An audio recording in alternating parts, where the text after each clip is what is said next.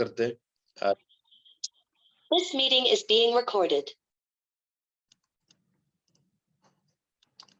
तो सारे भागवत प्रेमी भक्तों का हार्दिक स्वागत करते हैं आज के हमारे सुंदर नित्यम भागवत सेवा के सत्र में।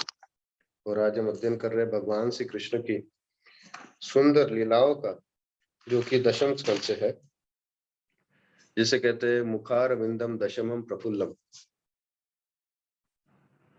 इस प्रकार भगवान जो है अपने नाम से अभिन्न है, अपने ग्रंथ अवतार से अभिन्न है, और ये ग्रंथ जो कि श्रीमद् भागवतम भगवान का ही वांग्मय स्वरूप है।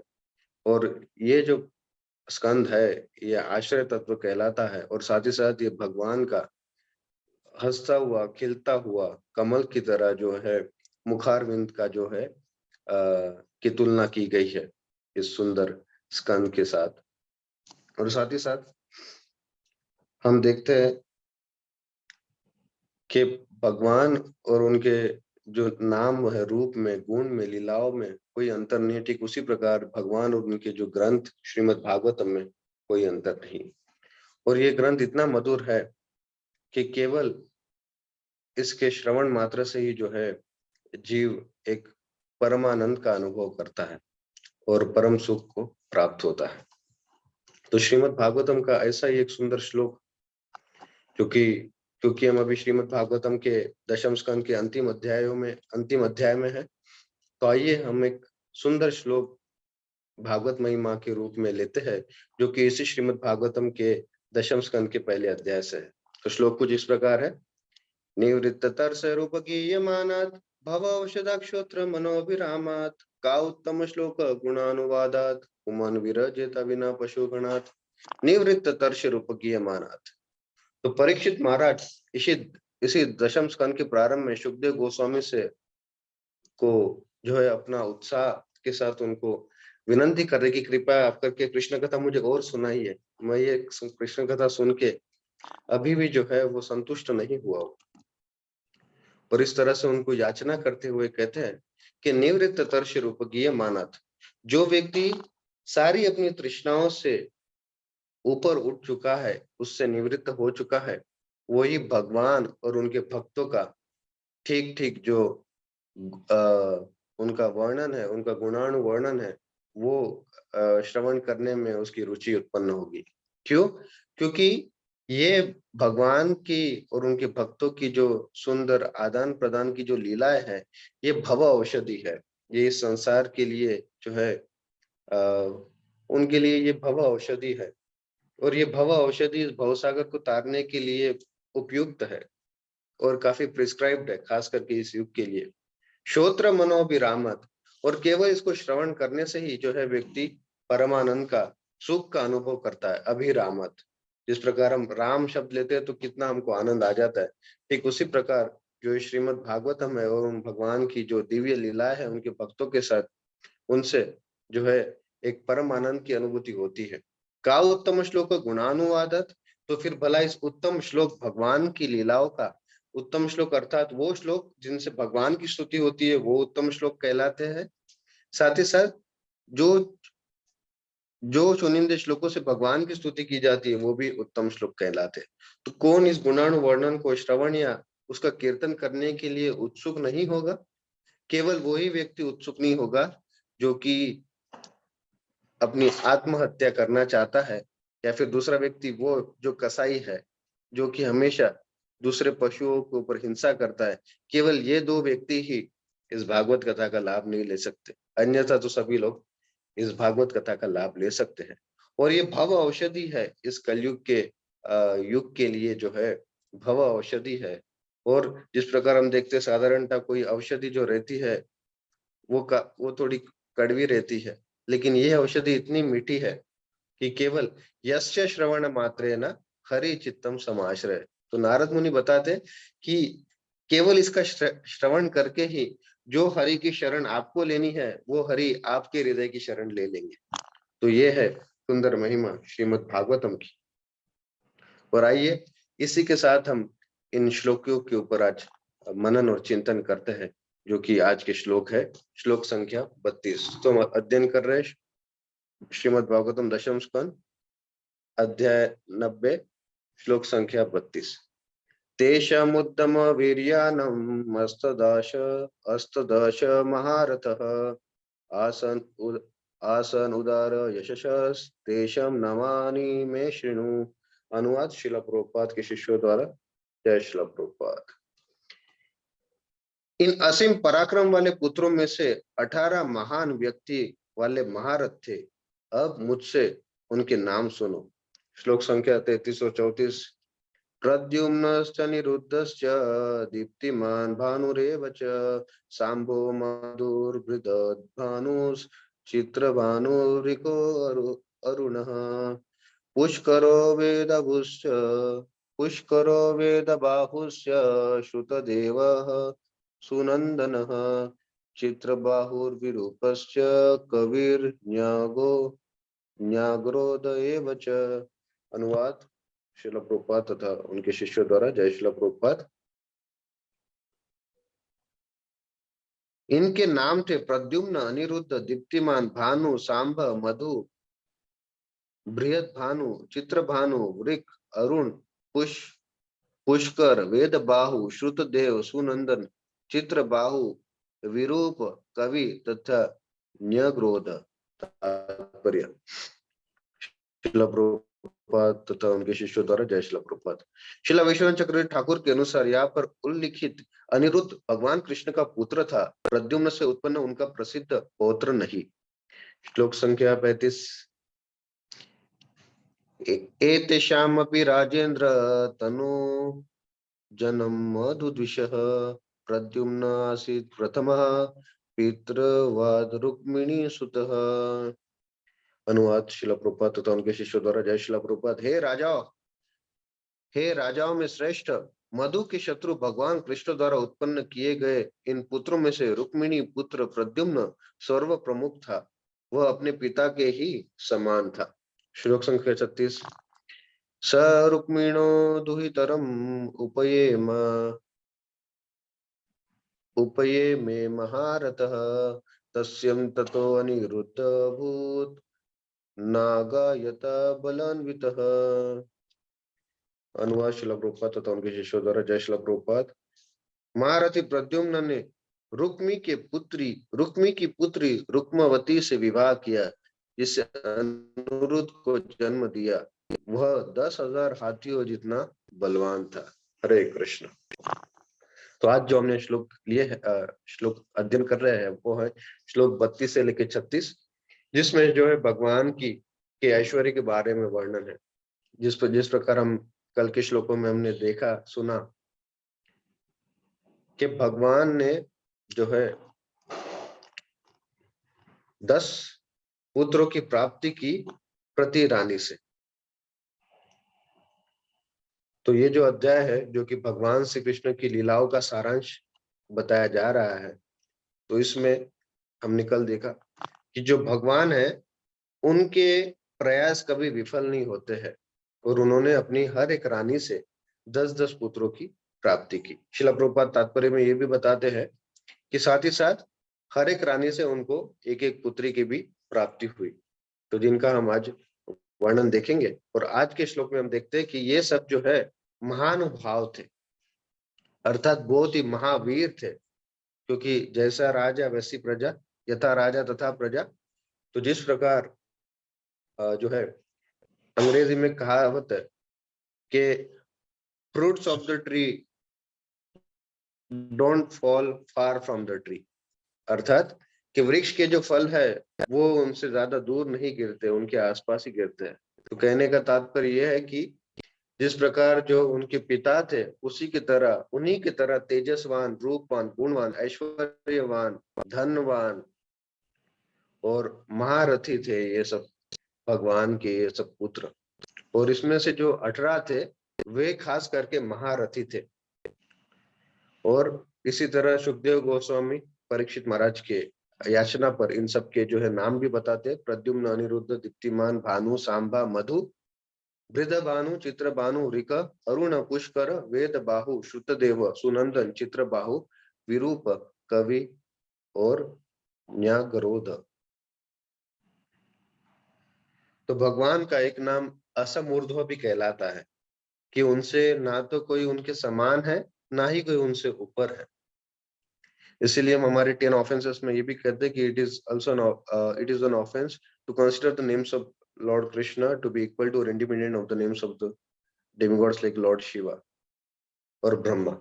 तो ये ब्रह्मा या फिर शिव जी या फिर ऐसे ऊंचे पद वाले देवी देवताओं के भी जो है ऊपर है भगवान, इसीलिए इनको असमूर्ध्व भी कहते हैं।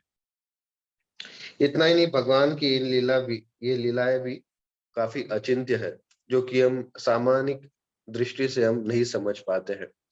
लेकिन जब हम प्रथम स्कंद से प्रारंभ करते हैं और भक्तों के बीच ये निरंतर कथा का श्रवण करते हैं, तब हम भगवान के इस ऐश्वर्य से परिचित हो पाते हैं। शिला प्रभुपाद को एक बार कहीं आमंत्रित किया गया। वो एक धनी परिवार था।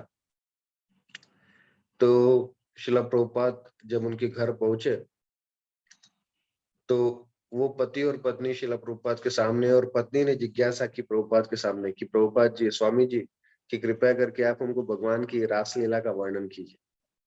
तो शिला प्रभुपाद ने बड़ी विनम्रता पूर्वक जो है उत्तर दिया कि आप योग्य हो सकते हैं रासलीला सुनने के लिए, लेकिन मैं बताने के लिए योग्य नहीं हूँ, तो क्षमा कीजिए। तो शिला प्रभुपाद अपने इन आचरण से बता रहे थे कि किस प्रकार भगवान की और उनकी गोपियों की, साथ ही साथ भगवान की और उनकी जो पटरानियां हैं, उनकी जो लीला है वो दिव्य है। उनको सामान्य दृष्टि से जो है हम समझ या परख नहीं पाएंगे। बस उसका हम जब शुद्ध भक्तों के बीच में आके श्रवण करते हैं या फिर जितना इनको गोपनीय रखते हैं उतना अच्छा रहेगा। खास करके जो नए भक्त या फिर प्रथम बार इनसे जब परिचित हो रहे थे। और ये सब पुत्र जो यहाँ पे भगवान का ऐश्वर्य बताया जा रहा है, और ये 16,108 जो उनकी रानियां थी, उनके सभी ये पुत्र, प्रति जो रानी से उनको 10-10 पुत्रों की प्राप्ति हुई और एक पुत्री की प्राप्ति हुई। और ये सब जो है गुणवान, वीरवान और ऐश्वर्यवान थे। और इतना ही नहीं, यहाँ पे शिला प्रभुपाद इस एक दूसरे श्लोक में जो है महारथी, पहले ही श्लोक में महारथी का जो शब्द आया है संस्कृत में, ये हमने काफी बार सुना है। भगवत गीता और महाभारत में ये काफी बार ये महारथी शब्द आता है। शिला प्रभुपाद एक दूसरे लेक्चर में भी ये महारथी शब्द का जो है व्याख्या करते हैं। शिला प्रभुपाद बताते हैं कि एक रथ होता एक रथ होता है वो व्यक्ति जो कि किसी एक शत्रु के साथ या फिर किसी एक राज्य, महारथी उसे कहा जाता है जो एक ही समय में हाथियों की सेना से लड़ता है, घोड़े की सेनाओं से लड़ता है, जो पैदल चल रहे सैनिक उनसे लड़ता है, और साथ ही साथ जो रथ पे आरूढ़ है उनसे भी लड़ता है।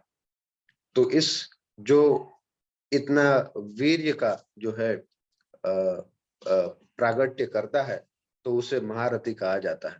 और शिला प्रभुपाद और ये भगवान श्री कृष्ण के ये सब जो 18 पुत्र थे, ये इसमें महारथी थे। और महारथी से भी बढ़कर एक शब्द आता है जो है अतिरथी। उसमें व्यक्ति जो है हजारों क्षत्रियों से भी ऊपर जो है युद्ध कर पाता है। तो जिस प्रकार भगवान हरि अनंत है, वैसे उनकी जो लीलाएं है वो अनंत है। और हमारे आचार्यगण एक बहुत ही सुंदर उदाहरण देते हैं इसको समझने के लिए। आचार्यगण बताते हैं कि जिस प्रकार कोई एक बड़ा उद्योगपति है, मान लीजिए कोई टाटा, बिरला या अंबानी है, तो व्यक्ति, सामान्य व्यक्ति जब उसके ऐश्वर्य को देखता है, वो इनके पास तो इतनी बड़ी बड़ी, इतनी ज्यादा फैक्ट्रियां है, इतने बड़े बड़े घर है, महल है, इनके पास तो इतनी गाड़ियां है, इतने नौकर चाकर है, या फिर इनका इतना ये ऐश्वर्य है, तो कोई भी सामान्य व्यक्ति उनसे जो है वो प्रभावित और उनकी महानता को समझ सकता है।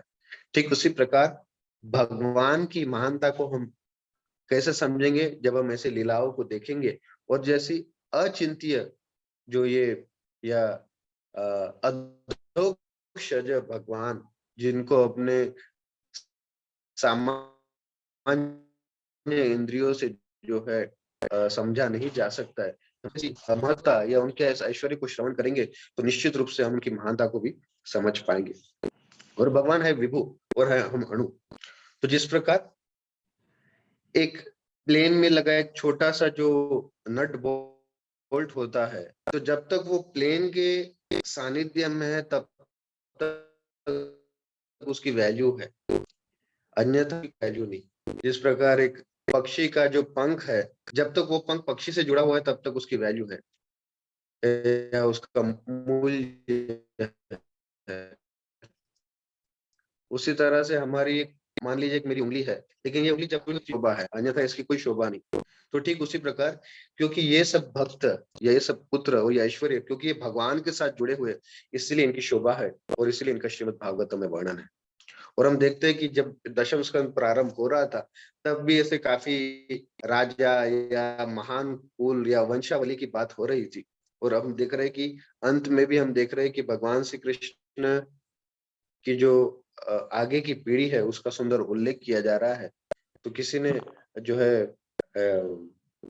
एक बार हमारे राधानाथ स्वामी महाराज से पूछा कि हे महाराज के इतना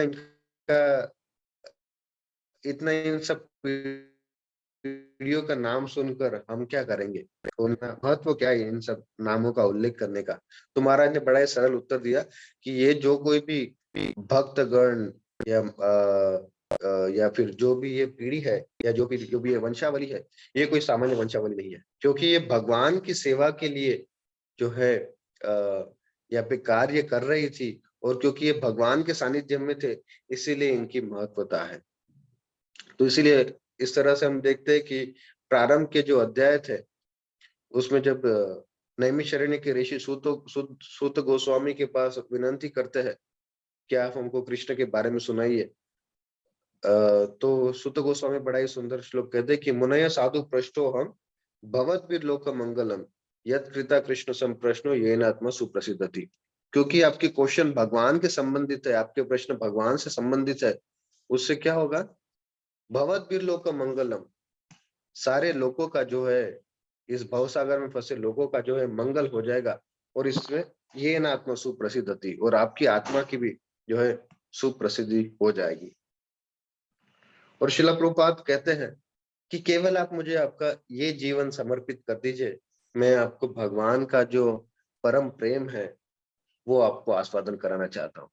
और ऋषि चैतन्य चरितामृत में भी चैतन्य महाप्रभु एक श्लोकों में यही बताते हैं कि मेरे तो केवल 2 ही हाथ है, और ये बगीचा जो है कृष्ण की भक्ति के प्रेम का जो बगीचा है, ये तो फूला नहीं समा रहा है, ये तो बढ़ते ही जा रहा है।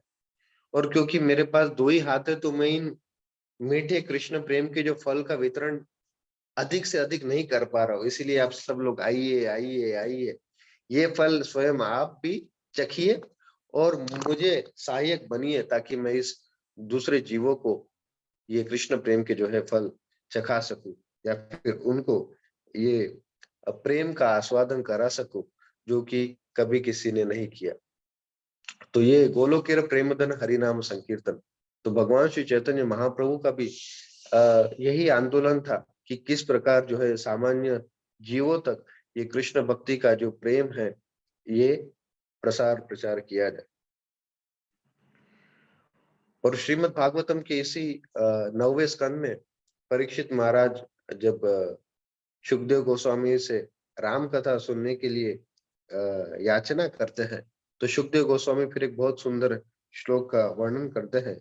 कलौ जनिष्यमानानां दुःख शोक नमोनुदम अनुग्रहाय भक्तानां सुपुण्यम यतनोद्यशः, कि कलौ जनिष्यमानानां, ये कलयुग के जीवों के लिए, कलौ जनिष्यमानानां दुःख शोक तमोनुदम, उनके दुख का उनके शोक का निधन करने के लिए, दमन करने के लिए, अनुग्रहाय भक्ता नाम, और भक्तों के लिए ऊपर अनुग्रह करने के लिए, अनुकंपा करने के लिए, सुख पुण्यम यतनोदेशः। तो भगवान ने ऐसे कार्य किए। और शिला प्रभुपाद उसके अनुवाद में बताते हैं कि किस प्रकार इन भगवत गीता या भागवतम के जब हम इन श्लोकों को अध्ययन करेंगे, तो हम समझ पाएंगे कि भगवान ने क्यों ऐसी लीलाएं की, ताकि हम, और क्यों ऐसा दिव्य जन्म लिया ताकि हम अपना जन्म लेना बंद कर सके। और केवल इन लीलाओं को स्मरण करने मात्र से ही जो है सारे शोक, भय और मोह से व्यक्ति जो है ऊपर उठ जाएगा। और जो भी ये भगवत गीता और भागवतम के निर्देशन का जो है दृढ़ता पूर्वक पालन करता है, तो वो भी इस भौतिक दुख है, जो ये सांसारिक जो प्रलोभन है, इससे भी बच जाएगा और भगवान की प्रेमामयी भक्ति को प्राप्त करेगा। और श्रील भक्तिचार्य स्वामी महाराज भी अपने एक लेक्चर में यही बताते हैं कि इदम कृष्ण न मम, क्योंकि इन सब भक्तों का जो भी हमने वर्णन किया, ये सब महान पुत्रों का, क्योंकि इनका भी यही अभिप्राय था कि किसी तरह भगवान की लीलाओं में हम सहायक बने और उनकी शोभा बढ़ाए। और क्योंकि भगवान के आभूषण से जब हम उनका श्रृंगार करते हैं तो भगवान की शोभा नहीं बढ़ती, किंतु उन आभूषण की शोभा बढ़ जाती है। ठीक उसी प्रकार जो भी भक्त भगवान की सेवा में रत रहते हैं, तो उनसे भगवान की नहीं लेकिन उन भक्तों की शोभा बढ़ जाती है। वो भी उन जो है रत्नों की तरह है, जो कि केवल भगवान के सानिध्य में आके निश्चित रूप से भगवान की तो शोभा बढ़ती है, लेकिन उनके भक्तों की और अधिक शोभा बढ़ जाती है। और इसलिए परम पूज्य हमारे प्रिय भक्तिचार्य स्वामी महाराज अपने एक कथन में बता रहे थे कि इदम कृष्णाय न मम, कि हमारा जीवन इसी तरह होना चाहिए कि जो भी हम करें कृष्णा की प्रसन्नता के लिए करें, ना कि अपनी प्रसन्नता के लिए। जो भी हम करें कृष्ण की इंद्रियों को संतुष्ट करने के लिए करें, ना कि हमारी इंद्रियों को संतुष्ट करने के लिए करें। और इस तरह से जो है जब हम भगवान की सेवा करते हैं तो हम वास्तविक सुख का अनुभव करते हैं और भगवान फिर हमको यथारूप जो है कृपा करते हैं। तो बाहर के लोग काफी कहते हैं कि भक्त लोग ज्यादा एम्बिशियस नहीं होते हैं या फिर काफी पैशनेट नहीं होते हैं, लेकिन ये बात गलत है। क्योंकि भक्त वास्तविक रूप से एम्बिशियस रहते हैं। एम्बिशियस अर्थात उनका भी एक गोल होता है, उनका भी एक ध्येय होता है, लक्ष्य होता है उनका भी, और वो लक्ष्य के पीछे जाते हैं। और लक्ष्य क्या होता है? कृष्ण की प्रसन्नता, कृष्ण को आनंद प्रदान करना। और श्रील प्रभुपाद बताते हैं कि एक बार किसी ना किसी तरह से अगर आपने भगवान श्री कृष्ण को प्रसन्न कर लिया और भगवान श्री कृष्ण ने केवल एक बार आपके ऊपर अपना कृपा कटाक्ष एक बार अपनी दृष्टि कर दी, तो निश्चित रूप से आपका वही उद्धार हो जाएगा। तो इसीलिए हमारा जीवन इसी भगवान की कृपा को आकर्षित करने के लिए जो है बना हुआ है, ऐसा श्रील भक्तिचार्य स्वामी महाराज बताते हैं। और केवल भगवान को आकर्षित करने से जो है हम सारे जो है कलमश से जो है वो ऊपर उठ जाएंगे और वास्तविक हमारे स्वरूप है ना व्यवस्थित अपने स्वरूप में स्थित होंगे। हम देखते हैं कि निश्चित रूप से हम लोग कितने यथा प्रयास करते हैं अपने सगे संबंधी, अपने पत्नी, अपने पुत्र, अपने मित्रों के चेहरों पर एक स्माइल लाने के लिए, लेकिन वही व्यक्ति अगर किसी ना किसी तरह से भगवान के चेहरे पे स्माइल लाने के लिए प्रयास करे या अपने गुरु या वैष्णव को प्रसन्न करने का प्रयास करे, तो निश्चित रूप से वो प्रयास सर्वोच्च होगा। इसीलिए शिला भक्ति सिद्धांत सरस्वती ठाकुर प्रभुपाद जी के गुरु वो बताते हैं कि don't try to see God, do your service in such a way that the Lord comes to see you. आप भगवान को देखने का प्रयास ना कीजिए, लेकिन आपकी सेवा इस ढंग से कीजिए कि भगवान स्वयं आपको देखने आए, आपकी सेवा से प्रसन्न होकर। और कृष्ण कथा में क्या नहीं है? ड्रामा है, एक्शन है, लव स्टोरी है, सब कुछ है, पॉलिटिक्स है, हर कुछ जो है जो है हॉरर है, सब कुछ चीजें जो हमको बाहर सिनेमा में जो देखने नहीं मिलती है, वो भी इस भगवत गीता, भागवतम, महाभारत, रामायण आदि ग्रंथों में है। और उससे कहीं बढ़कर जो है, इतना ही नहीं, जो भी कुछ हम देखते हैं, कुछ स्टोरीज या जिसपे सिनेमा आदि बनते हैं, ये भी ज्यादातर स्टोरीज जो है ये श्रीमद् भगवत गीता भागवतम से ली गई है, पुराणों से ली गई है। अभी कुछ दिनों पहले सर्वभौम प्रभु एक अपने लेक्चर में बता रहे थे कि जो महाभारत सीरियल स्टार प्लस पे कुछ वर्षों पहले आया था, उसमें जो चित्र इस्तेमाल किए वो भी शिला प्रभुपाद के इस आंदोलन से, इस्कॉन से जो है चित्र लिए हुए हैं। और जब उन्होंने ऐसे चित्र लिए तो बीबीटी, जो हमारी बीबीटी टीम है, उन्होंने उनके ऊपर केस भी कर दिया। इसीलिए उन्होंने फिर इस्कॉन से ये पिक्चर ली, ऐसे ऐसे उनके इसमें वर्णन भी किया था। तो कहने का तात्पर्य ये है कि संसार के लोग जो भी कुछ ले रहे हैं, स्टोरीज या जो भी कुछ है, वो यहाँ से कृष्ण कथा से ही आ रही है। और इस कृष्ण कथा में भी हम सिनेमा के रूप में हम कितनी सुंदर ड्रामा वगैरह देखते हैं। इतना ही नहीं, जो लोग सामान्य लोग घूमना फिरना पसंद करते हैं, हम भी कितना घूमते फिरते हैं, कभी इस सत्संग में तो कभी उस सत्संग में, कभी इस महाराज की क्लास में जाते हैं तो कभी उस प्रभु की क्लास में जाते हैं। और लोग, संसार के लोग बाहर जाकर खाते हैं, और भक्त लोग तो केवल कृष्ण प्रसाद भक्तों को बुलाते हैं या उनके भक्तों के घर पे जाके खाते हैं। तदादि प्रतिक्रियणाति गुह्यम आख्याति प्रच्छति भुंक्ते भोजयत चैव षड्विधम प्रीति लक्षण। और साथ ही साथ भक्तगण भी, सांसारिक लोग को शॉपिंग करने का बहुत शौक होता है, तो भक्तगण को भी बहुत शौक होता है शॉपिंग का। तो वो जब मार्केट में जाते हैं तो भगवान के लिए सुंदर वस्त्र लाते हैं, भक्तों के लिए भेंट लाते हैं, और जो है इस तरह से भक्तगण भी शॉपिंग करते हैं। तो कृष्ण कथा में सब कुछ है। और श्रील प्रभुपाद हमेशा बताते हैं कि आप जो भी कार्य कर रहे हैं संसार की करते रहिए, लेकिन उसे कृष्ण की प्रसन्नता के लिए करिए, डाउट डेल कीजिए उनको, इससे जो है आप प्रसन्न होंगे। जब हम स्कूल में या कॉलेज में थे तब हम सब ने एक ये ये प्रोवर्ब सुना होगा, ये सुविचार सुना होगा कि winners don't do different things but they do things differently. ठीक उसी प्रकार भक्तगण भी, या फिर जो विनर्स होते हैं, जो सफल लोग होते हैं, वो भिन्न कार्य नहीं करते, लेकिन वो कार्य भिन्नता से करते हैं। इसी प्रकार जो कृष्ण के भक्त होते हैं वो भी भिन्न या संसारी कार्य नहीं करते हैं, साधारण कार्य नहीं करते, वो भिन्न कार्य करते हैं, जिससे कि वो भगवान को प्रसन्न कर सके। और ये सब यहाँ पे जो वर्णन किया गया है इन सब भगवान के पुत्रों का, तो इनका भी कुछ यही महत्व है कि वो भगवान की लीला में जो है वो सहयोग प्रदान करते हैं। श्रीमद् भागवतम के प्रथम स्कंद में जब भगवान श्री कृष्ण हस्तिनापुर से द्वारका नगरी लौटते हैं, तब इनमें से 2-3 पुत्रों का जो है प्रभुपाद जो है काफी विस्तार पूर्वक जो है वर्णन करते हैं। तो शिला प्रभुपाद उस अध्याय के तात्पर्य में उनके बारे में कुछ संस्तुति करते हैं। और इतना ही नहीं, कृष्ण बुक के भी इसी अध्याय से शिला प्रभुपाद ने काफी कुछ जो इसके ऊपर टिप्पणी की है। तो शिला प्रभुपाद बताते हैं कि हमें ये सुन के हैरान नहीं होना चाहिए कि कृष्ण किस प्रकार कृष्ण ने इतनी सारा जो है ऐश्वर्य प्रदान किया, क्योंकि वो भगवान है।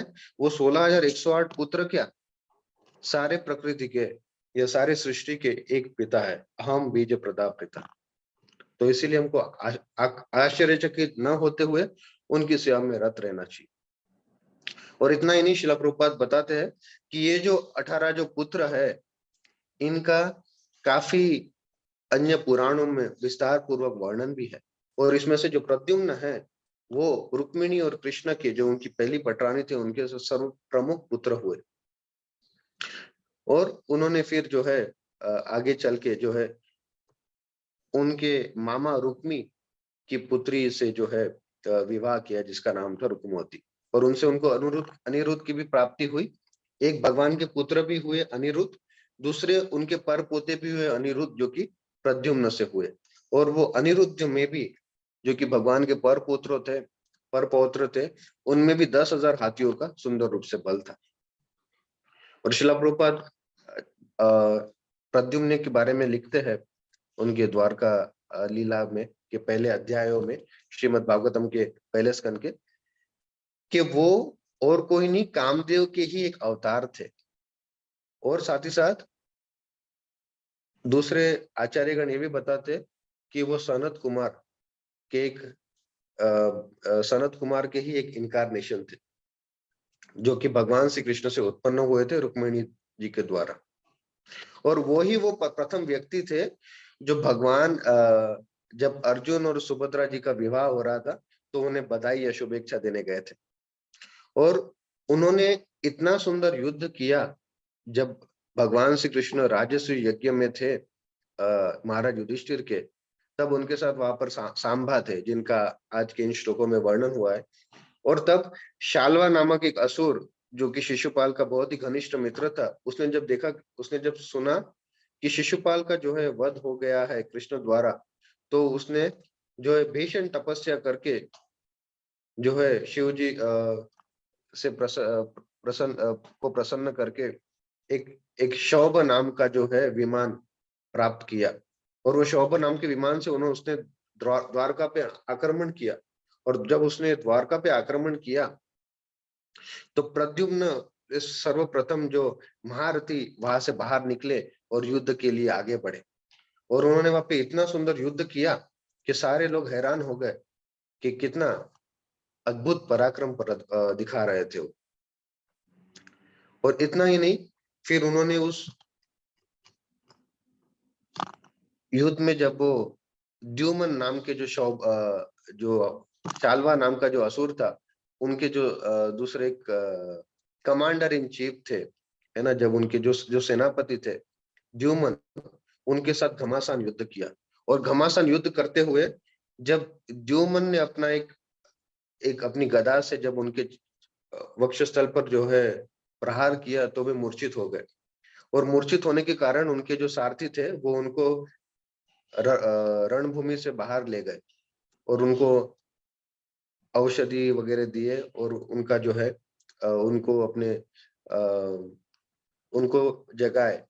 जब वो होश में आए तब प्रद्युम्न जी विलाप करने लगे कि क्यों तुमने ऐसा गर्हित कार्य किया। एक क्षत्रिय को तो रणभूमि में मर जाना अच्छा है, लेकिन तुम तो मुझे वापस ले आए हो कि तुमने इतना गर्हित कार्य किया है। मैं तुम्हें क्या मुंह दिखाऊंगा अपने पिता श्री कृष्ण और बलराम जी को।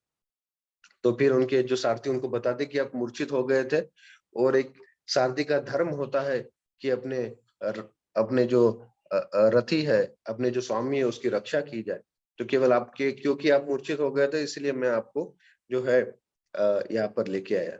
तो उन्होंने कहा कि अभी मैं फिर से आपको लेके चलता हूँ, अपना का पराक्रम दिखाइए। और इस तरह से फिर जो प्रद्युम्न जो है अपने पुनः जागरूक होने के पश्चात जो है और उत्साह पूर्वक युद्ध करने लगे। और उन्होंने इतना सुंदर प्रदर्शन किया अपनी वीरता का कि उसने जो द्युमन जो उनके सेनापति थे उनके उनको इस तरह से मारा कि उन्होंने अपने तीर से अपने धनुष से 8 तीर छोड़े, जिसमें से 4 उन्होंने द्युमन के जो घोड़े थे उनकी मृत्यु कर दी। और दूसरे 2 बाणों से उन्होंने क्या किया, जो उनका जो धनुष था और उनका जो रथ का जो ध्वज था उसको नष्ट कर दिया। फिर एक धनुष से उन्होंने उनके जो रथ के सारथी थे उनको मार दिया। और आखिरी धनुष से 8वें जो बाण से वो द्युमन का जो है सर धड़ से अलग कर दिया। तो इतना सुंदर वहां पे उन्होंने भी प्रदर्शन किया था। इतना ही नहीं, कृष्णा बुक में भी इनका बहुत ही विस्तार पूर्वक वर्णन है कि उन्होंने नारद मुनि से जिज्ञासा की और नारद मुनि ने उनको सारे देवी देवताओं के बारे में विवरण भी किया। और भगवान का जो एक जो ये चतुर्व्यूह है, वासुदेव शंकर प्रद्युम्न अनिरुद्ध, तो उसमें एक नाम प्रद्युम्न भी है। और उन्होंने अपने पिता से भी कि किस प्रकार ब्राह्मणों की क्या महिमा है इसके बारे में जो है जिज्ञासा की। और उनके पिता ने, भगवान श्री कृष्ण ने उनको यथा समुचित जो है ज्ञान भी प्रदान किया। और जब यदुओं का अंत में विध्वंस हो रहा था तब वो भोज नाम के एक जो वृष्णि राजा थे उनके द्वारा उनका समापन हुआ। फिर शिला प्रभुपाद जी सांबा के बारे में बताते हैं कि वो भी भगवान श्री कृष्ण और जाम्बवती के पुत्र थे। और उन्होंने कैसे उत्तम धनुर्विद्या सीखी जाए इसलिए उन्होंने अर्जुन जी से धनुर्विद्या सीखी और उसमें उन्होंने नैपुण्य प्राप्त किया। और वो युधिष्ठिर महाराज की जो राज्यसभा होती थी, पार्लियामेंट होती थी, उसके भी एक जो है मेंबर बने। और जब महाराज युधिष्ठिर जब राजसूय यज्ञ कर रहे थे, अश्वमेध यज्ञ कर रहे थे, तब वो भी वहां पर उपस्थित थे। और जब प्रभास यज्ञ हो रहा था और सारे वृष्णिगण जो वहां पे एकत्रित हुए थे, तब उनका वर्णन सत्यकी ने भी बलदेव की, उनकी महिमा का वर्णन, सांबा की महिमा का वर्णन सत्यकी ने भी बलदेव जी से किया। और इतना ही नहीं, वो ही जो है कुरुवंश के विध्वंस, या कुरुवंश के नहीं, यदु के विध्वंस का जो है कारण बने। क्योंकि एक बार उन्होंने एक गर्भवती स्त्री की तरह जो है एक कपड़ा अपने पेट पर रखा और उनके भाइयों उनको हास्य परिहास के रूप में कुछ आगे लेके आए। तो वहां पे ऋषि मुनि बैठे थे और ऋषि मुनियों से उन्होंने फिर पूछा कि इसमें क्या है, तो सांबा ने पूछा कि मेरे पेट में क्या है बताइए। हास्य से परिहासवश, लेकिन जो ऋषि जो थे वो काफी क्रोधित हो गए और उन्हें ये बात अच्छी नहीं लगी। तो उन्होंने कहा कि आपके गर्भ में जो है वो है लोहे का टुकड़ा, जिससे सारे यदुवंश का नष्टीकरण हो जाएगा। तो इस तरह फिर अगले दिन सांबा को के पेट से जो है फिर वो लोहे का टुकड़ा निकला, फिर वो महाराज उग्रसेन को दिया और आगे फिर जो है इसी युद्ध में जो है सांबा भी जो है उनको मृत्यु प्राप्त हुई, तथाकथित मृत्यु, और फिर वो अपने वास्तविक स्वरूप में स्थित हो गए, ऐसा भी वर्णन आता है। श्रील कृष्णा बुक के या श्रीमद् भागवतम के दशम स्कंद के 55 चैप्टर में भी प्रद्युम्न कैसे प्रकट हुए इसका वर्णन है। तो ऐसा बताया जाता है कि प्रद्युम्न जो कि रुक्मिणी देवी के ही पुत्र थे, तो वो एक बार जैसे ही उनका जन्म हुआ, तो जन्म होने के पश्चात ही 10 दिन के भीतर एक सांबासुर नाम का असुर था। अभी एक भविष्यवाणी हुई थी वहां पे कि रुक्मिणी देवी का जो पुत्र प्रद्युम्न है वो इनके मृत्यु का कारण बनेगा, ये सांबारासुर का। और ये प्रद्युम्न को, जैसे हमने बताया कि कामदेव का भी एक एक इनमें एक्सपांशन है, क्योंकि जब भगवान श्री कृष्ण ने कामदेव को जो है अपने तीसरी आंख से भस्म कर दिया था, तब ये कामदेव ने भगवान वासुदेव का शरीर का आश्रय लिया और उनमें प्रविष्ट हो गए थे। और फिर जब इनकी द्वारका लीला हुई, तब भगवान श्री कृष्ण का वही जो है क्यूपिड या कामदेव का अंश रुक्मिणी देवी से प्रकट हुआ। और आगे चल के जब ये असुर सांबासुर ने उनका जो है किडनैप कर लिया, है ना, उनका अपहरण कर लिया, जो कि प्रद्युम्न केवल 10 दिन के बालक थे, तो उन्होंने जो है हरण कर लिया और उन्हें एक बड़े समुद्र में फेंक दिया। और समुद्र में फेंकने से कारण सांबासुर का लगा कि अभी इस बालक की मृत्यु हो जाएगी, लेकिन एक बड़ी मछली ने उनको जो है निगल लिया। और क्योंकि वो बड़ी मछली ने निगल लिया, तो वही बड़ी मछली को एक मछुआरे ने उसका शिकार किया, और एक मछुआरे को जब वो मछली प्राप्त हुई, तो वो विधि के विधान से पुनः सांबारासुर को वो मछुआरे ने वो मछली बेची। और सांबारासुर जब वो मछली घर पे लेके आया, बड़ी मछली, विशाल मछली लेके आया, तो उन्होंने अपने रसोइये को दिया।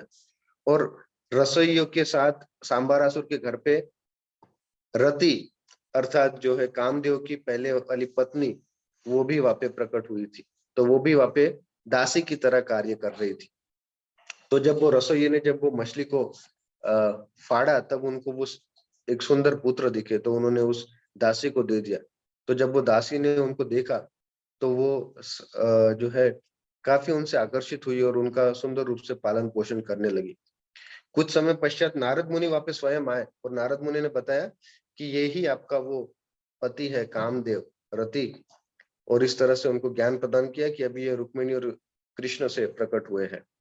और कुछ ही समय के भीतर जो है ये प्रद्युम्न काफी बड़े हो गए, और बड़े हो गए तो काफी उनका सुंदर कमल जैसे नेत्र थे, जो है बाल थे, करली करली बाल, और साथ ही साथ इनका शरीर का भी इतना सुंदर तेजस था कि सब लोग इनसे आकर्षित हो बैठे। तो क्योंकि वो रति मायावती जिनका इस लीला में नाम था, तो उन्होंने फिर उनको बताया कि मैं और आप कौन है, हम दोनों पति पत्नी है, और इस तरह से शिव जी के श्राप के कारण आपका विनष्टन हो गया था, और अभी जाके आप भगवान श्री कृष्ण से प्रकट हुए हो, और अभी हम पति पत्नी है। और इस तरह से क्योंकि वो मायावती थी, माया की विद्या जानती थी, इसलिए उनको महाविद्या प्रदान की, क्योंकि सांबारसुर बहुत ही एक मायावान दानव था, असुर था। और इस तरह से उनको वो सारी विद्या उन्होंने दी मायावती ने प्रद्युम्न जी को। और फिर प्रद्युम्न सांबारसुर के सामने गए और उनको युद्ध के लिए ललकारा, और फिर दोनों में काफी घमासान युद्ध हुआ। ऐसा बताया जाता है कि न्यूक्लियर वेपन्स भी वहां पर यूज हुए इस युद्ध में। और अंततोगत्वा क्योंकि प्रद्युम्न के पास महाविद्या प्राप्त थी, इसीलिए फिर वो सांबारासुर पर विजय प्राप्त कर पाए, और उनका भी उन्होंने अपनी तलवार से सर धड़ से अलग कर दिया। और इस प्रकार जो है प्रद्युम्न और जो उनकी पत्नी मायावती थी, जो कि पहले का उनका नाम रति था, उनको जो है वो भी हवा में उड़ सकते थे। तो उनकी योगिक सिद्धियों से उन्होंने फिर द्वारका में प्रविष्ट किया, जहाँ पे अन्य रानियां बैठी थी। और जब सब रानियों ने देखा तो उनको लगा कि निश्चित रूप से ये कृष्ण ही है, क्योंकि उनका उस तरह से पीताम्बर वस्त्र और सुंदर रूप था, जिससे हर कोई यही समझ रहा था कि ये कृष्ण ही है। लेकिन जब रुक्मिणी देवी ने जब उनको देखा तो वो भी आश्चर्यचकित रहेगी कि ये तो कृष्ण की तरह तेजस्वान है, और उनके स्तनों से जो है प्रेमावश जो है दूध का प्रवाह होने लगा। और तब फिर जब कृष्ण जी और देव की मैया और वसुदेव जी उस स्थल पर आए, तो फिर तब नारद मुनि भी प्रकट हुए। हालांकि सब कृष्ण को सब पता था, लेकिन नारद मुनि भी प्रकट हुए और नारद मुनि ने बताया कि किस तरह इन्होंने सांबारासुर का युद्ध किया, वध किया, और साथ ही साथ सांबारासुर ने ही इनका अपहरण किया था। और इस तरह से सभी लोग उनको, प्रद्युम्न को वापस देखकर काफी प्रसन्न हुए और उनका और उनकी पत्नी का जो है स्वागत किए। तो इस तरह से यहाँ पे सुंदर वर्ण कृष्ण बुक के 55 चैप्टर में इसका होता है। तत्पश्चात जब रुक्मिणी देवी की जो बहन थी, उनके जो भाई थे रुक्मी, जब उनकी पुत्री रुक्मावती का स्वयंवर हो रहा था, तब प्रद्युम्न भी वहां पे पहुंचे थे। और क्योंकि प्रद्युम्न भी इतने सुंदर और शारीरिक सौंदर्य उनका बहुत ही आकर्षक था, तो रुक्मावती ने बिना किसी को देखे इन्हीं को जो है स्वयंवर की माला पहना दी। और इस तरह से अन्य जो राजा है वो क्रोधित हुए और फिर प्रद्युम्न उनके साथ लड़े और उनके ऊपर विजय प्राप्त की। और फिर रुक्मी को निश्चित रूप से जो है अपनी पुत्री रुक्मावती का विवाह प्रद्युम्न के साथ कराना पड़ा। एक कारण ऐसा भी दिया जाता है क्योंकि रुक्मिणी देवी को प्रसन्न करना था उनकी बहन, तो इसलिए उन्होंने ये विवाह करवाया। और इस तरह से उनका विवाह जो है संपन्न हुआ। और साथ ही साथ आगे चल के उन्होंने भी अपनी पौर पुत्री भी जो है भगवान श्री कृष्ण के ही घर में दी। और ऐसा भी बताया जाता है, ऐसा भी वर्णन है कृष्ण बुक में, कि जिस प्रकार भगवान श्री कृष्ण ने 10-10 पुत्र अपने हर एक रानी से प्राप्त किए थे और एक पुत्री भी प्राप्त की गई थी, तो रुक्मिणी देवी की जो पुत्री हुई थी, वो भी बड़ी सुंदर, और उनके भी नेत्र जो है कमल की तरह थे। और फिर उनका विवाह आगे चल के कृतवर्मा के पुत्र बलि से कराया गया। तो इस प्रकार की जो सुंदर लीला है यहाँ पे प्रद्युम्न के बारे में विशेषकर, जो कि प्रमुख थे, और इन्हीं से फिर आगे जो है अनिरुद्ध होते हैं, फिर अनिरुद्ध के भी आगे जो है इनका जो पीढ़ी आगे बढ़ता है।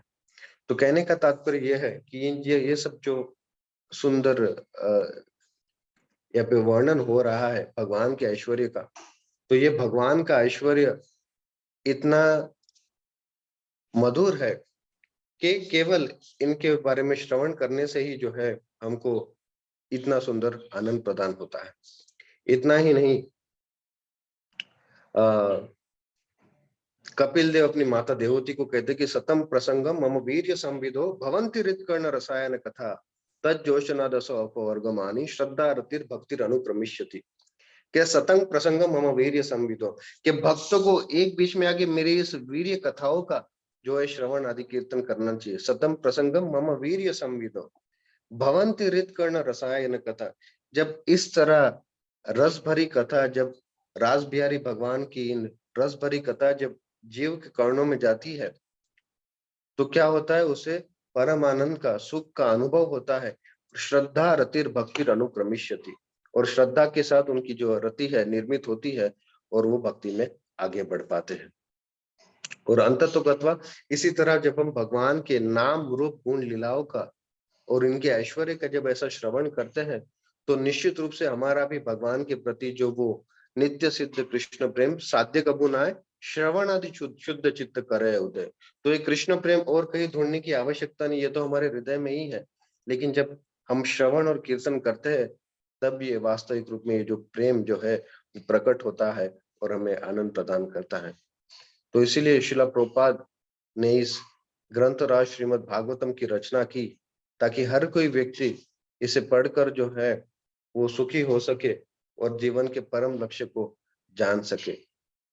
और इतना ही नहीं, शिला प्रभुपाद का यही प्रयास था, यथासंभव यही प्रयास था कि किसी ना किसी तरह जो है और मेरे भक्तगण जो है इस ग्रंथों का जो है अध्ययन करते रहे, क्योंकि शिला प्रभुपाद को एक ही चिंता लगी रहती थी कि मेरे भक्त ये भागवत नहीं पढ़ते, मेरी किताबों को नहीं पढ़ते, इसीलिए मुझे इनकी चिंता होती रहती है। लेकिन जब हम ऐसे ग्रंथ पढ़ेंगे तो निश्चित रूप से जो है हम भी तेजस्वान और ज्ञानवान और भक्तिवान होंगे, जी की जिससे कि हम भी भगवान की लीलाओं को यथासंभव समझ पाएंगे और साथ ही साथ अपना जो जीवन है वो सफल कर पाएंगे।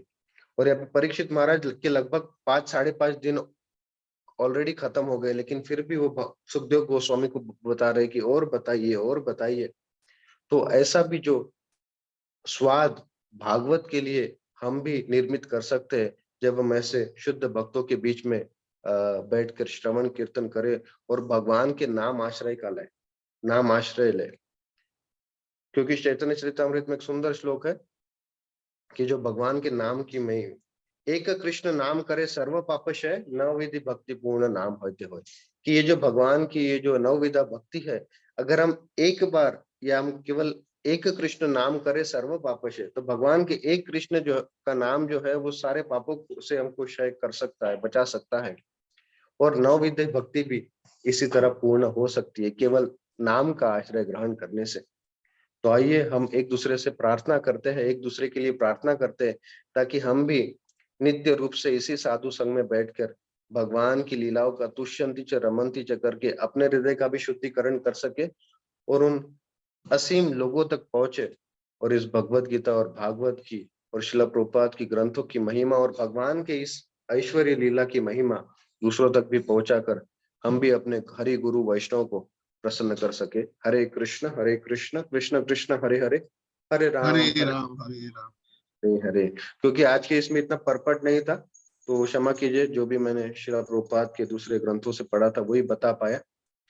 तो बहुत बहुत धन्यवाद। वाञ्छाकल्पतरुभ्यश्च कृपा सिन्धुभ्येव च पतितानां पावनेभ्यो वैष्णवेभ्यो नमो नमः। उपस्थित भक्तवृंद की जय। साधु साधु साधु, अति सुंदर, बहुत बढ़िया। शिला प्रभुपाद की जय। तो आपने केशव भारती प्रभु बहुत अच्छा जो है, जैसे आप हमेशा की तरह जो है काफी उदाहरण देते हैं कथा में, तो आज भी आपने काफी उदाहरण दिए हैं।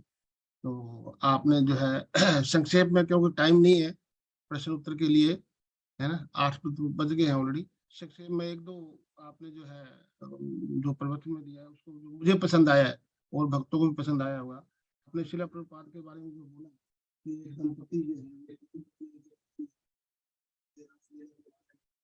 के लिए बोला, तो उन्होंने कहा कि नहीं, आप जो है बिल्कुल, आप तो सुनने के योग्य हैं, परंतु मैं सुनाने के योग्य नहीं हूँ। मुझ में इतनी योग्यता नहीं है कि मैं आपको ये रासलीला के बारे में कुछ बता सकूं। तो ये पॉइंट मेरे को बहुत अच्छा लगा। और बहुत सी आपने जो है उदाहरण दिए हैं महारथी के बारे में, प्रद्युम्न के चरित्र के बारे में पूरी कथा बताई आपने, शाम के बारे में बताया, कैसे कैसे उन्होंने जो है स्त्री का वस्त्र पहन के अपने जो है ऋषि मुनि के पास में गए कि मेरे पेट में क्या है, तो मूसल के उदाहरण से वो आपने सब कुछ ये बताया। प्रद्युम्न के बारे में बहुत अच्छी कथा बताई आपने, संबासुर के बारे में कि कैसे उनका जन्म हुआ, कैसे वो उनको समुद्र में फेंक दिया गया। तो डिटेल में नहीं जाएंगे, है 8 बज गए हैं, तो मैं सब भक्तों से जो है अनुरोध करूंगा कि जो है कोई प्रश्न हो या किसी की कोई जिज्ञासा हो तो प्लीज अपना जो है माइक अनम्यूट कीजिए और प्रभु जी से पूछिए, प्रश्न पूछिए या अपनी कोई जिज्ञासा है तो वो प्रस्तुत कीजिए। हरे कृष्णा प्रभु जी। हरे कृष्णा।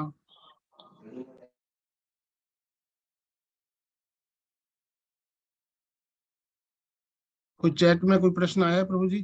केशव भारती प्रभु के चैटिंग में तो आपके वंडरफुल क्लास क्लास के बारे में बहुत कुछ लिखा हुआ है। बहुत बढ़िया class, nice class, wonderful class, और भगवान की लीला और बारे में काफी आपने अच्छी स्टोरियां बताई। एक्सीलेंट क्लास प्रभु जी। तो काफी प्रशंसा मिली है प्रभु जी आपको, और प्रशंसा के लायक भी है आपका प्रवचन जो है, इसमें कोई शक नहीं है। तो मैं दोबारा फिर अनुरोध करूंगा, किसी भक्त को कोई जिज्ञासा है, प्रश्न की, लगता है। हरे कृष्णा सेवानंद प्रभु जी, हरे कृष्णा, दंडवत प्रणाम। हरे कृष्णा हरे कृष्णा। केशव भारती प्रभु, एक्सलेंट क्लास। आपने आंख बंद करके ऐसा हम सबको लेके भी गए, इतनी लंबी कहानी में पूरा भागवतम के 10th कैंटो के ऊपर आपने बहुत सुंदर तरीके से क्लास दिया, तो प्रशंसा तो होगी जरूर श्रोताओं द्वारा। Thank you so much. Thank you Rasa Sindhu Prabhu for hosting. आज स्पेशल विजिटर दामोदर देश को विजिट कर रहे हैं। सबसे पहले फर्स्ट टाइम एक सन्यासी विजिट कर रहे हैं बलराम देश में। कीर्तन मेला कंप्लीट करके वो आज सवेरे 8:30 बजे के आसपास, बस अभी आधे घंटे में टच हो रहे हैं। उनका नाम है his holiness Niranjan Swami Maharaj. Generally Niranjan Swami Maharaj Europe और अमेरिका के देशों में प्रचार करते हैं, श्रील प्रभुपाद के डिसाइपल हैं। आज शायद शिवल प्रभु ने रिक्वेस्ट किया है कि अगर हो सके तो आज का प्रोग्राम हम लोग न्यू गोल्ड सुख के ऊपर टेरेस पे करने की कोशिश करेंगे। अवेलेबिलिटी ऑफ हॉल चेक कर रहे हैं, अवेलेबिलिटी ऑफ हॉल चेक है। अगर महाराज भी एग्री हो गए तो पोस्टर दोपहर तक आपको आ जाएगा, तो आज शाम को प्रोग्राम हो सकता है। दूसरा अनाउंसमेंट ये है कि कल से भक्ति शास्त्री शुरू हो रहा है, 26 तारीख बुधवार कल, और हमारे टीचर हैं हरि गोपाल प्रभु जी। टोटल 10 क्लास होंगे इसके अंदर, और रोज शाम को, रोज नहीं है, हफ्ते में 3 दिन है, वेडनेसडे, मंडे और Friday. Monday, Wednesday, Friday, 3 days in a week. 7:30 बजे शाम से लेकर के 9:30 बजे तक 2 घंटे होगा वो। टोटल 10 क्लास के अंदर अध्याय 13 से लेके भगवत गीता का अध्याय 18 तक वो कंप्लीट करेंगे। जिनको सिर्फ सुनना ही है, खाली ध्यान से बैठ करके उसके बारे में डिटेल सुनना है, वो भी सुन सकते हैं, रिफ्रेश भी कर सकते हैं। और जो भक्ति शास्त्री के स्टूडेंट्स हैं जो एग्जाम देने वाले हैं, वो इसके बारे में उनको डिटेल में उनका उनके ईमेल के ऊपर सब कुछ आ जाएगा। जय गोविंद प्रभु इसका इंतजाम कर रहे हैं। Thank you so much. दूसरा, अभी ऋतु बदल रही है, ठंडी से हम गर्मी की तरफ बढ़ रहे हैं। धीरे धीरे अभी टेम्परेचर बढ़ रहा है, तो दुबई में तो और भी बढ़ेगा टेम्परेचर। सब लोग अपना अपना सेहत का ख्याल कीजिएगा। Thank you so much. Hare Krishna. Over to you Rasa Sindhu प्रभु। हाँ, हरे कृष्णा प्रभु जी, आपकी आज्ञा हो तो प्रेयर ले लें प्रभु जी। हरे कृष्णा सेवानंद प्रभु, अगर कोई Yes, नया भक्त या भक्ति शास्त्री में जुड़ना चाहता है तो क्या करना है प्रभु? वो जय गोविंद प्रभु से कांटेक्ट करेगा तो अच्छा है प्रभु जी। पूरा डिटेल उनको मालूम, मुझे उन्होंने ज्यादा डिटेल दिया नहीं है। ज्वाइन हो सकता है, no problem, he can join. और वो जो भी एग्जाम देना दे सकता। लेकिन अभी क्या, ये तीसरा सेशन चल रहा है ना, ये भक्ति शास्त्री, मतलब अभी देखा जाए तो ये थर्ड स्टेज है। 1 से लेके 6 तक हो गया, 6 से लेके 12 तक हो गया, अभी 13 से लेकर के 18 तक ये अध्याय चल रहा है। ज्वाइन हो सकता है प्रभु, कभी भी ज्वाइन हो सकता है, नो प्रॉब्लम। मैं इस बारे में जय गोविंद से चेक करके कल आपको और विस्तार से बताऊंगा। ठीक है प्रभु, थैंक यू। हरे कृष्ण। सिंधु प्रभु प्रेयर की तरफ चलिए। हाँ, प्रेयर की तरफ प्रभु जी, चैट बॉक्स में देख लेते हैं। तो ये मधुहर दास, इनका भी आया है, प्रे फॉर एनिवर्सरी। इनकी एनिवर्सरी है क्या आज? तो इनके लिए भी प्रे करेंगे। और brother Naga Babu, he suffering with typhoid fever, मतलब उनको फीवर हो रखा है। तो ये है एक तो। और किसका प्रभु जी, कोई है आपके ध्यान में? हरे कृष्ण। चंद्र श्याम प्रभु जी, सुंदरी राधे देवी हाँ, माता जी से ले प्रभु। उनका बर्थडे, हाँ उनका बर्थडे है चंद्र प्रभु जी। तो और स्टूडेंट के लिए भी एक प्रेयर थी ना यहाँ पे।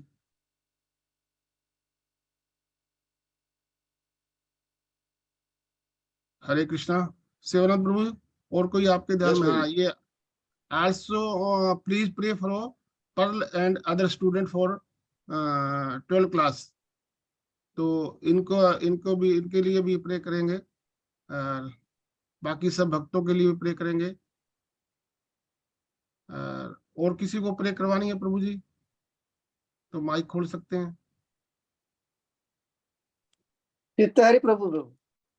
हाँ, चित्तहरि प्रभु के लिए, हाँ चित्तहरि प्रभु के लिए भी हम जो प्रे करेंगे। और आज उनके सारे टेस्ट का रिजल्ट आने वाला है आज। वेरी गुड, चलो बढ़िया, पॉजिटिव, सब बहुत बढ़िया आएंगे, जो है रिजल्ट एकदम ठीक। उनके स्वास्थ्य के लिए भी प्रे करेंगे, भगवान से सब लोगों के लिए भी प्रार्थना करेंगे, सारे जगत के लिए प्रार्थना करेंगे, सब जीव जंतु के लिए प्रार्थना करेंगे। तो हम 3 बार प्रार्थना जो है करेंगे। जय श्री कृष्ण चैतन्य प्रभु नित्यानंद, श्री अद्वैत गदाधर श्रीवासादि गौर भक्त की जय। हरे कृष्णा कृष्णा कृष्णा हरे हरे, हरे राम राम राम हरे हरे, हरे कृष्णा कृष्णा कृष्णा हरे हरे, हरे राम हरे राम हरे कृष्णा कृष्णा कृष्णा हरे हरे, हरे राम राम राम हरे हरे। सर्वे जनाः सुखिनो भवन्तु। तो आपकी आज्ञा से हम जो है ये सेशन को जो है यहाँ पे जो है कल के लिए करेंगे। तो प्रभु जी बहुत बहुत धन्यवाद केशव भारती प्रभु जी आपका, और सेवानंद प्रभु बहुत बहुत धन्यवाद आपका भी। हरे कृष्णा। थैंक यू प्रभु जी। हरे कृष्ण प्रभु, बहुत बहुत धन्यवाद।